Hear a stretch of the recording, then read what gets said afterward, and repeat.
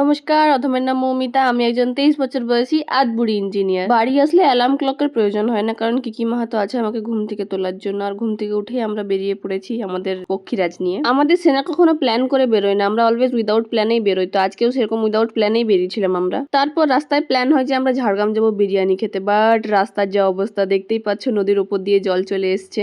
তারপর ওখানে দাঁড়িয়ে দাঁড়িয়ে 1 ঘন্টা ভন্ডামি মারার পর আমরা প্ল্যান করি যে আমরা অন্য রাস্তা দিয়ে যাবো, বাট আজকে ঝাড়গ্রাম যাবো এন্ড বিরিয়ানি খাবো। তো এখানে আমাদের বাকচুদি চলছে। তারপর ওখানে ভন্ডামি শেষ করে কাকার একটু অ্যাস্থেটিক ভাবে মাছ ধরা দেখে আমরা ভাবতে বসি যে আমরা কি করবো এখন। ভাবতে ভাবতে খিদে পেয়ে যায় and আমরা চিল্কিগড় রাজবাড়ির এখানে একটা দোকান দেখতে পেয়ে দাঁড়িয়ে পড়ি। এই হচ্ছে রাজবাড়ি, যেটাকে আমি এখন দেখাতে পাচ্ছি না কারণ আমি এখন ভেতরে ঢুকবো না। আর এখানে আমরা খাবার কিনে খেতে বসে যাই। আর এই আমাকে কখনো আমার ইচ্ছে মতন জিনিসপত্র কিনে দেয় না, তাই আমি একে দেখাচ্ছি যে আমার ওই কেকটাই লাগবে। যেহেতু আমাকে কেউ ফুল এনে দেয় না, ফুল কি ফল ফুল কিছুই এনে দেয় না, তাই ভাই আমার জন্য একটা কাঠগোলাপ নিয়ে এসেছে। আর এখানে রতন যে কেন আসছে ভুলে গেছি। তারপরে আবার আমাদের ভন্ডামি চালু হয়ে যায়। এখানে শান্তনু ভাইকে প্রপোজ করছে আর ভাই কত ভালোবাসার সহিত ফুলটা নিচ্ছে। ভন্ডামি আমাদের শেষ হয় না কোনো জায়গায়। তারপরে আমরা অন্য রাস্তা দিয়ে বেরিয়ে যাই। মোটামুটি আজকে আমরা ঝাড়গ্রাম যাবোই, বাট ওখানেও গিয়ে দেখি নদীর উপরে জল উঠে গেছে। ভাই কি কষ্ট।